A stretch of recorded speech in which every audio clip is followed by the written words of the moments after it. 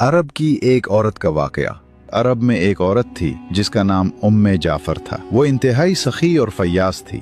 लोगों में यूं तकसीम करती थी कि दाएं हाथ को बाएं हाथ का इल्म ना होता।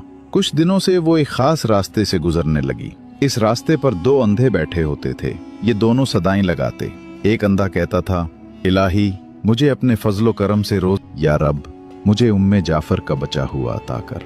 उम्मे जाफर दोनों की सदाएं सुनती थी और दोनों को कुछ न कुछ अता करती थी। जो अंधा अल्लाह के फजल का तलबगार होता उसे वो 2 दिरहम दिया करती, जबकि जो अंधा उम्मे जाफर के फजल का तालिब होता उसे वो एक भुनी हुई मुर्गी अता करती। दिलचस्प बात ये थी कि जिसे भुनी हुई मुर्गी मिलती वो अपनी मुर्गी दूसरे अंधे को 2 दिरहम में बेच देता। ये सिलसिला कई दिनों तक चलता रहा। एक दिन उम्मे जाफर उस अंधे के पास आई जो उससे कहा करता था, या रब मुझे उम्मे जाफर का बचा हुआ अता कर।